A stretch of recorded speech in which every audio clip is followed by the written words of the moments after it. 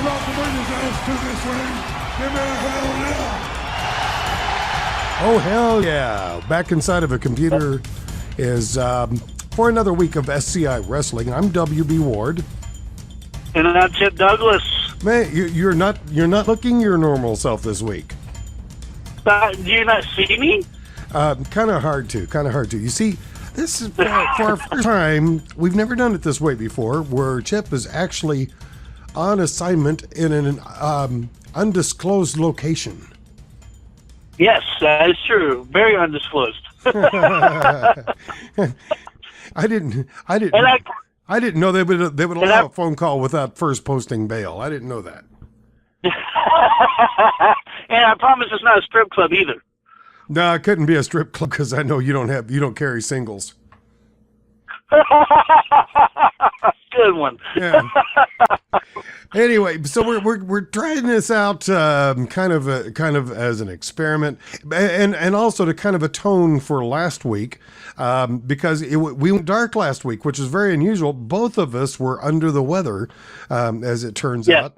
'Tis the season to be sneezing, but at least we were able to come together and put together what I guess by default is going to be the Christmas rendition of Wrestling. Woohoo! And by the way, before we get too terribly knee deep and waist deep and everything, I want to take a time to give a shout out to a young man by the name of Adam Kissinger. Sent us a message on Google. And I apologize. I do not know where Mr. Kissinger is. Is it Kissinger? Is it? Yeah, it's Kissinger. I don't know where he's from, but he says, I have no idea. That's the first word of it. It says, quote, "Great show, guys. While I don't necessarily agree with your CM Punk take, I love listening to you guys. Keep up the good work." So we appreciate the comment. We're just sorry as can be that you are so misguided on your opinion of CM Punk. But hey, we all can't be perfect. No, but come on, we have a fan. We have a fan. Give him a break. We do. We certainly do appreciate that, and it's cool. I think it's awesome that everybody can disagree. I certainly hope that you're ready for the tweet of the week. Are you not? Boy, I can be. Well, let me hit this button right here, and we'll get the intro started. Oh snap!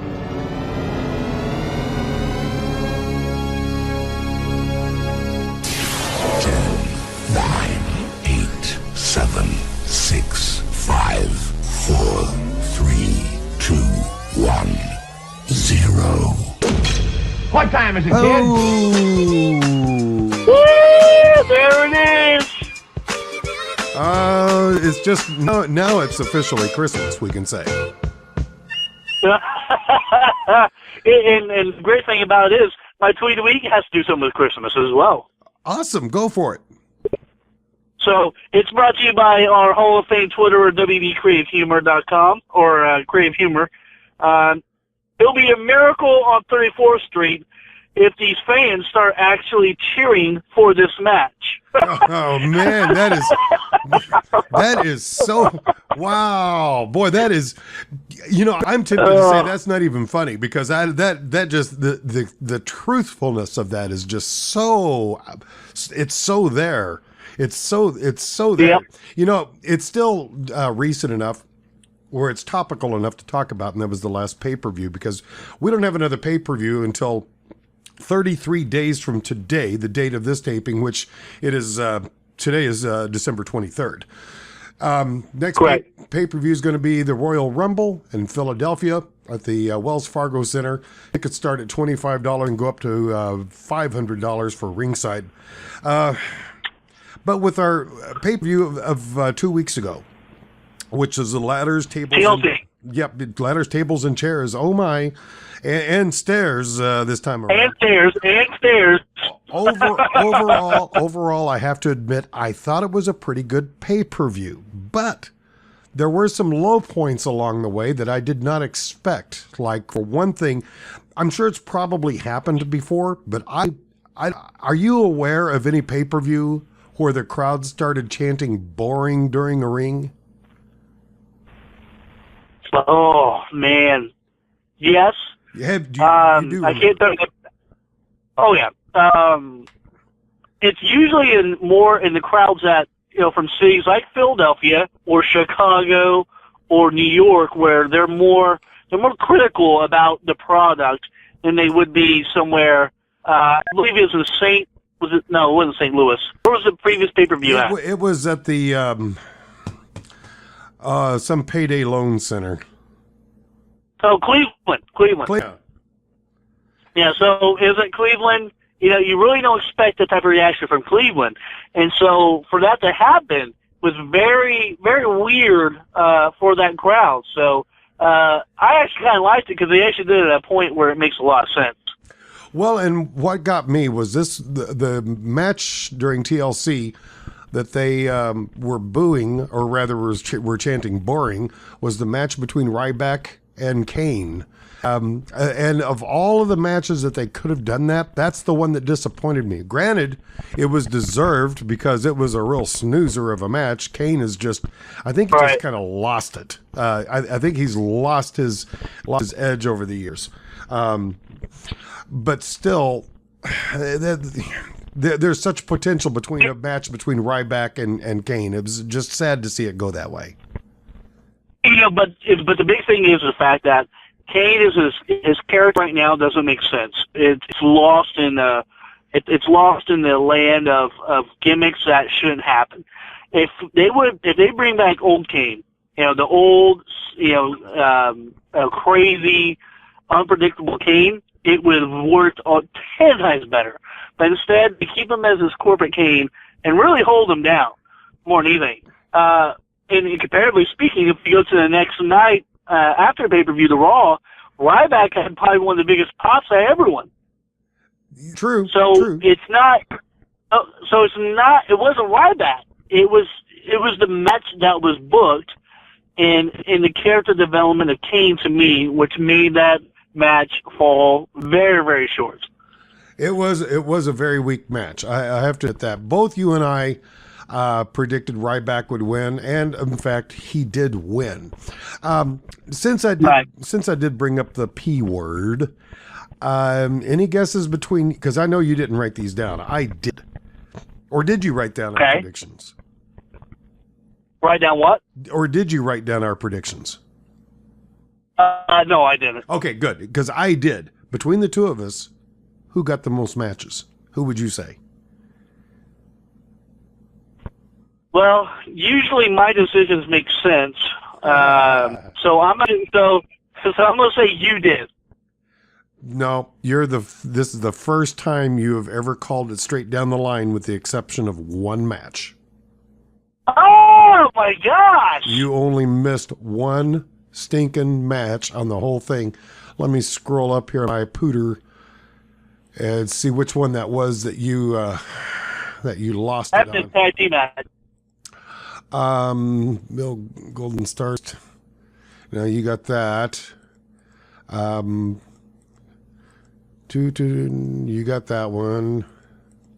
Goodness, I'm having a hard time finding it. Oh, no, it was on the Divas title match. You and I both predicted AJ was going to win between Nikki Bella and AJ, and as it turned out, Nikki Bella won. And that brings me to the point of a rumor that I've heard. Have you heard the rumor is starting to circulate again that AJ is taking a walk? It really makes a lot of sense, to be honest with you. It makes no sense why she's there. Her husband has very bad relationships with WWE right now. I think it's very public. In fact, he made it very public for 2 weeks in a row.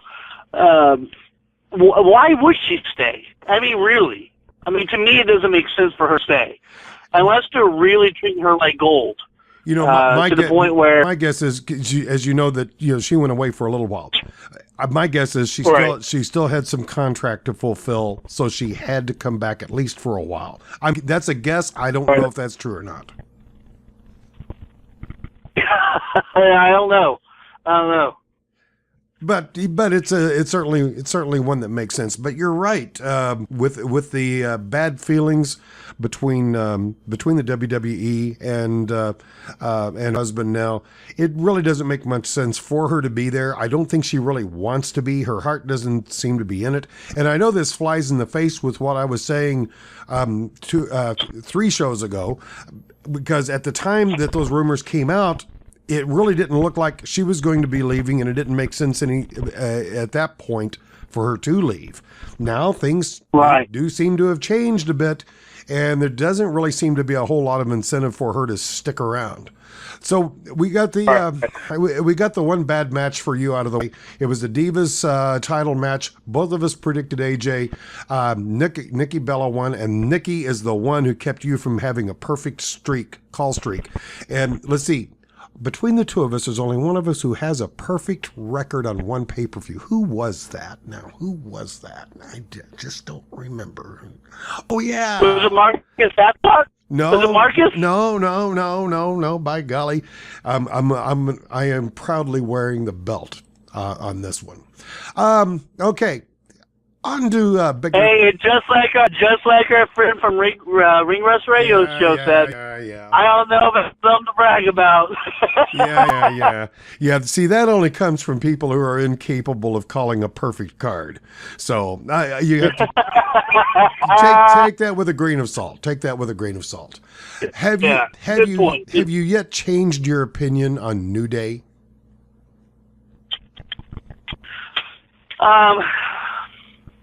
It seems to be working. Yes.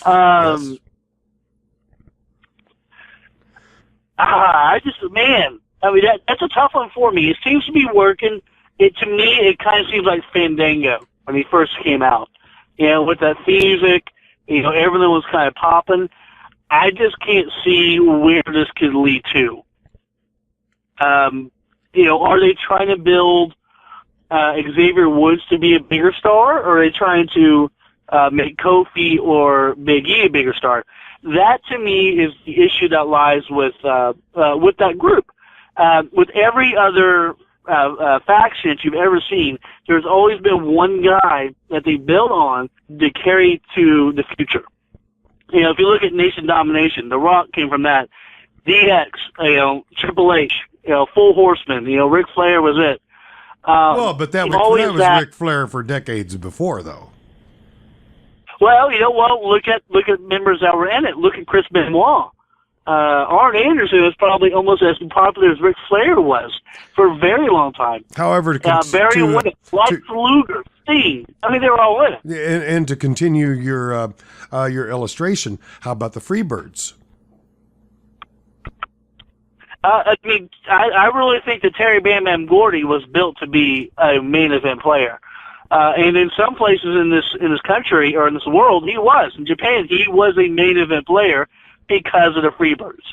Oh, undoubtedly. But it was so much easier for the promoters to sell Michael P.S. Hayes for some reason. It was easier to sell tickets with him than it was with Terry Gordy. And I think that probably had a little bit to do with his appeal to the ladies, I would presume. He definitely, and I don't, I'm not going to touch that subject. I'll let you go with that one. Well, and I think I could probably lay some scratch along with that would actually substantiate that claim, because I mean, like anything else in business, follow the money.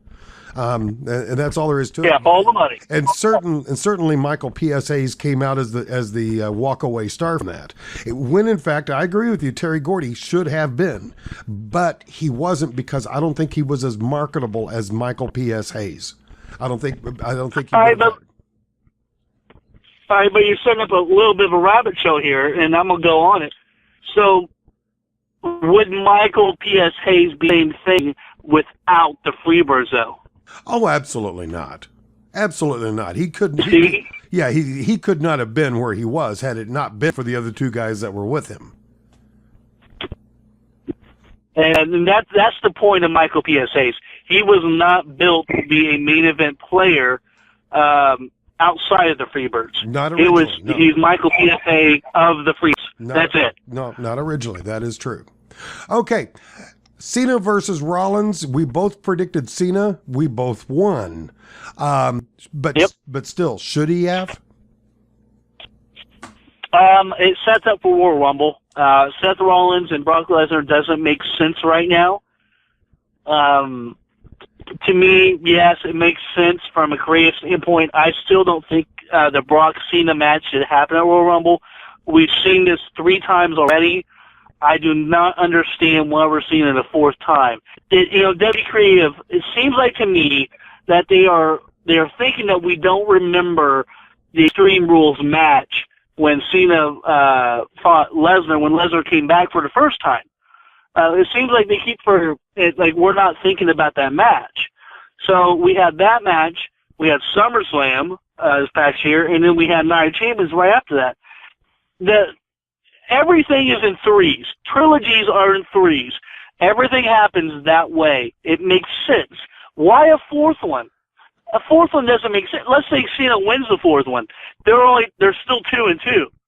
But they keep thinking, they're going to make us think the fact that we're still 1-1.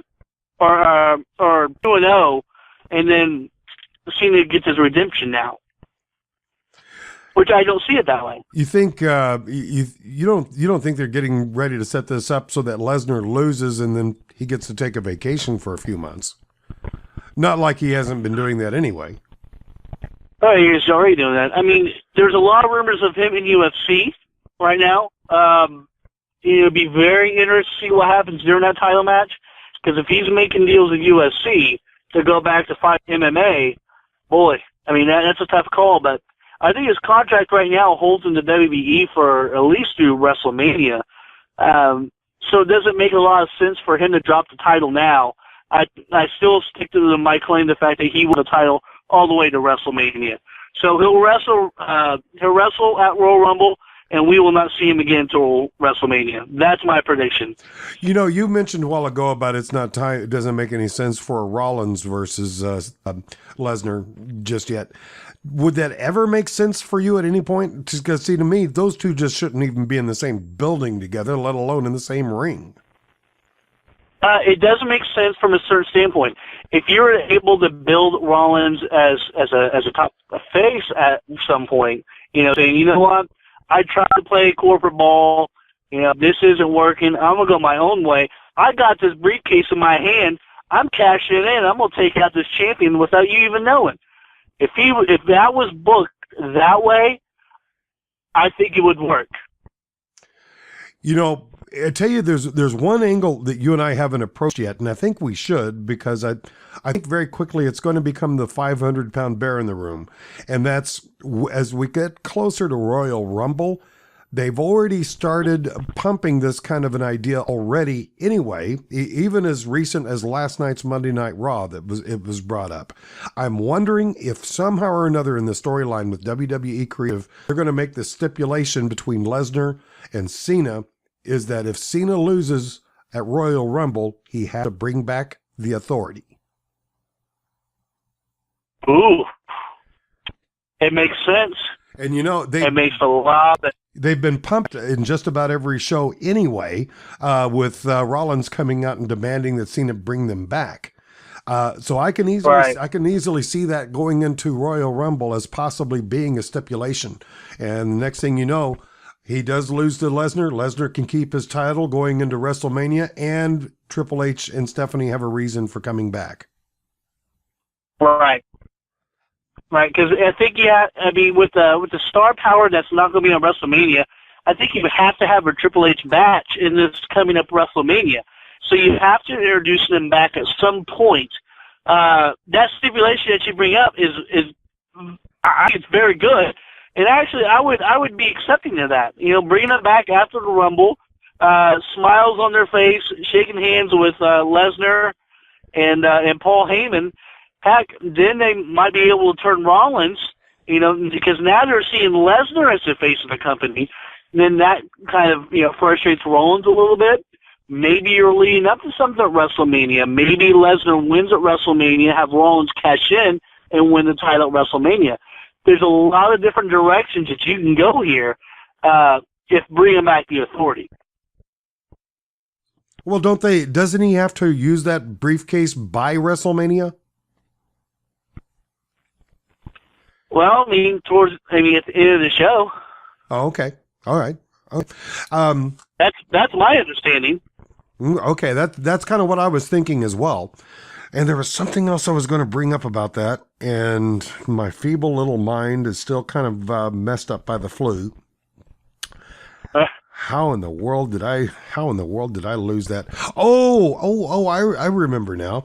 I was reading an article on Bleacher.com last week concerning a criticism of the announcing staff. And I never really quite gave it much thought. But they do tend, between Michael Cole and not so much Jerry Lawler, but Michael Cole and, what's his doofus? Bradshaw. JBL are really bad about saying things like, look at this goof. What is he doing? They're not doing anything to sell the product. If they're doing anything, they're disparaging the product and making it hard for the audience to buy. In that light, what that has to do with what we were talking about in lines of Lesnar and his official spokesperson, Heyman, I really believe it would really help the show a lot if they would allow Heyman to come on like either SmackDown or Raw and let him do some guest color commentating for an entire show. I don't think he'll do it. You don't think he will? No. I remember watching on WB Network, there's our plug, about the ECW Exposed. And he talked about a story when he was brought in after ECW was bought out to go to WB. He was always supposed talent only. And then Jerry Lawler quit WB over the whole cat situation.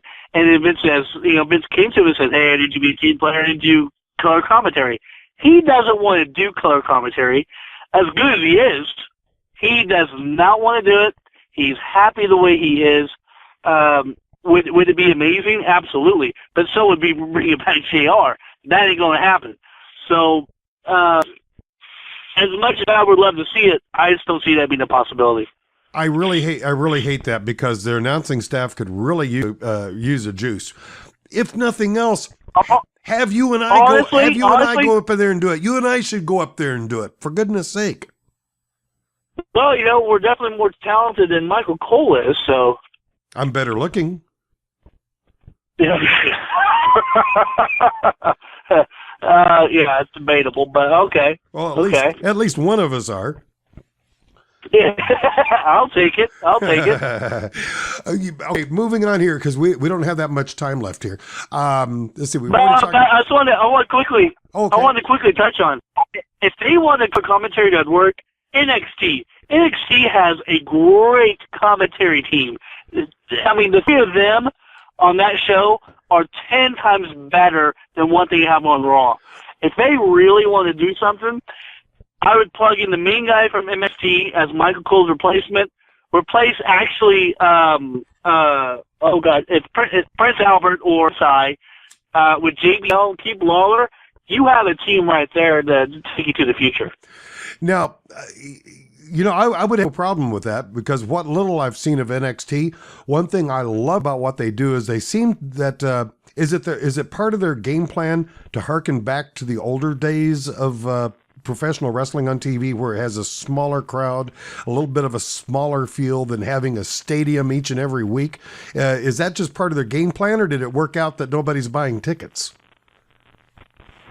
No, that's exactly what they want to do. They want a smaller arena to make it look more full. But to be truthfully honest, and what really takes it back to old school to me is the fact that all the storytelling is done in the ring. You want to talk about product right now is the best on TV, NXT is it. WWE, Raw, and SmackDown can hold a candle to NXT right now. They have that NXT, what was it? Redemption show that they just had, not just Thursday, but the Thursday before, the Thursday after the pay-per-view, one of the best shows of the year. You got Kevin Owens, Sami Zayn, Adrian Neville. I mean, this show is stacked. And the talent on that show just wipes the floor with Raw. And if you want competition, NXT is their competition, and I applaud WB for actually creating it and actually going through with this talent to push him forward. Honestly, I always think they should put him on WB, make NXT something completely different, and build off that. Man, I would have no problem. I would have no problem with that at all. But I would keep Jerry the King Lawler at the announce table. I would definitely keep him in there. He makes for some interesting commentary. We's the closest thing we have to Bobby the Brain. Yep. We'll never touch Bobby the Brain. We'll never get his quality. But by golly, the King comes awful doggone close. And I think Jerry Lawler right now, he's in limbo only because of the fact that he's working with people that don't challenge him. So if he has new people come in to challenge him, make him step up his game, I think we'll see a new Jerry Lawler. How do you feel about the storyline with the Usos and the possible marital discord between one of the Usos and Naomi? I have to say one of the Usos because, quite frankly, I don't remember which one is married to her. Yeah, I can't remember either. I'm not too much. I'm just kind of wondering, is that a bit too personal? I mean, are they going a little bit too far with that kind of an idea? Well, they're promoting, the Divas show. That's what they're doing. I guarantee you this whole storyline will carry over to the season premiere of Totally Divas. The whole thing is going to be it's going to be a huge hoax. It's going to be the work. That's all it's going to be. It's going to be a work. And on Totally Divas, I guarantee you, there's marital problems between the two, just like they did Natalya and Tyson Kidd. It's going to be the same exact thing that you see. I don't know. I mean, I guess it makes for great reality TV. Does it make for good wrestling TV? No. I don't understand it. I don't like it. When we were talking about TLC going up, we were both kind of predicting that pay-per-view was going to be kind of a sleeper. I don't know. I thought it was actually pretty good. One of the reasons that I thought it was going to be a sleeper was because of the build-up leading up for the main event between Ambrose and Wyatt. I always thought the build-up was just really bad. I thought that was just bad from step one. But the match at the pay-per-view was just an absolutely awesome performance. I thought that was worth the price of admission, just that one match by itself. Of course, Wyatt won that one, but I don't know. They seem to be stretching that out just like a piece of cheap taffy now. Right. I completely agree. It should have been done at pay-per-view. Why are you carrying over their match 2 Raws after the fact? So unless they're building up for a Royal Rumble match, which doesn't make a lot of sense to me, just from a creative standpoint, why would you promote Royal Rumble when you already have them on the past 2 previous pay-per-views? And did you happen to see Wyatt and Ambrose in their match last night on WWE Raw? Yes, I did. I don't know about you, but to me, I found that terribly unimpressive to have Ambrose throw Wyatt through a whole wall full of empty Christmas packages. The least they could have done was weighted them down with something so they would have a little bit of solidity to them when he hit. Cement blocks. Or cement blocks, anything at all. But, the end result of that match, we both predicted Wyatt. Wyatt won. As far as the predictions went, you nailed everything right down the line with the exception of the Divas match. Woo-hoo! And now as our 30-second theme music here begins to roll, this has been an incredibly quick 30 minutes. And this is weird, having the show with you not here. This is such a weird thing. I promise things will change. I'll be back from my assignment next week to have a live show. Well, I wish everyone from SCI a very Merry Christmas and Happy Holidays and a great New Year. We'll see you soon. Absolutely, because we only have one more show to do this year, because after next week, we're not doing any more shows until the calendar turns another year. So until next week at the same bat time, same bat station, on whichever station you happen to be listening to this on, whether it be terrestrial radio or right here on the good old-fashioned internet. Be sure to join us in a computer near you next week for us. We do this little show that we love to call SCI.